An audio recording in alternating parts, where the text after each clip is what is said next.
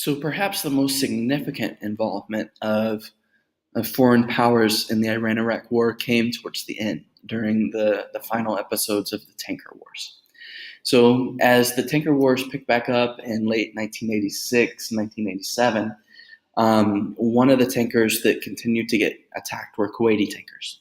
So Kuwait asked the Power Five countries from the Security Council, being the United States, Soviet Union, France, England, and China, if they would be willing to reflag their tankers, or the Kuwaiti tankers, meaning that they put the flag and it becomes a U.S. ship, for example, to provide safety for these tankers moving through, because they knew that Iran would never attack Power Five country tankers. The Soviet Union actually agreed to this, which meant that the United States would also agree to this, because they didn't want to have the Soviet Union do something like this and not also have skin in the game. So with the tankers being reflagged, the United States started to take direct action. They had convoys with U.S. naval ships, and they had special forces in the region to help protect the interest of these tankers. So after the United States attacked a couple of Iranian Gulf oil installations to prove its military might, so these are like oil tankers that are pumping oil from the sea, the Iranians retaliated by attacking Kuwaiti positions. So they're starting to attack Kuwaiti naval bases, etc. So in order to protect itself, the Kuwaitis finally allowed the United States to set up barges, so naval barge bases in the Kuwaiti waters, which allowed them to really up their operations in the region. So over the last 2 months of 1987, the two sides would attack different warships in the region. And this actually meant that the attacks on the tankers became less and less prevalent, because they're focused on attacking warships. So by April of 1988, the United States announced that it's going to extend its protection to all maritime traffic in the Gulf region, and that it would be authorized to use force to protect ships of all nationalities under attack.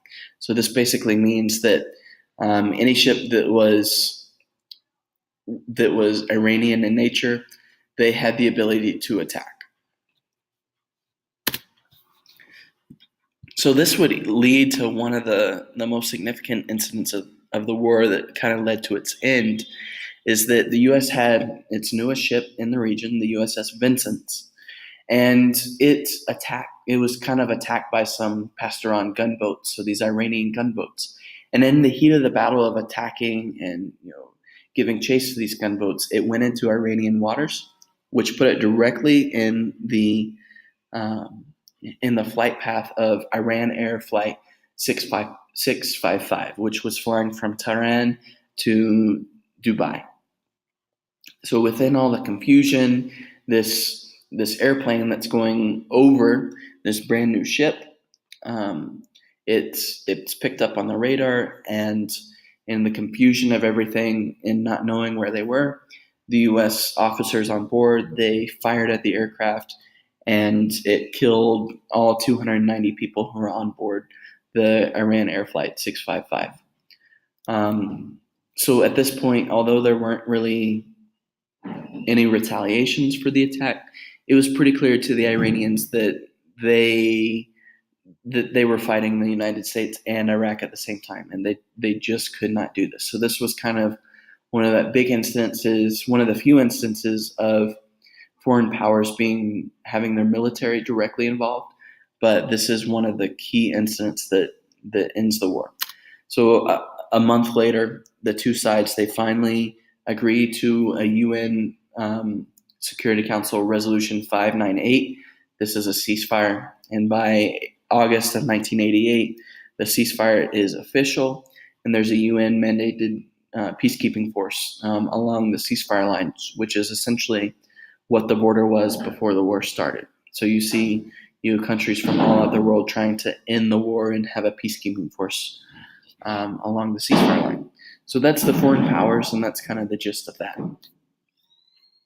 Thank you for watching.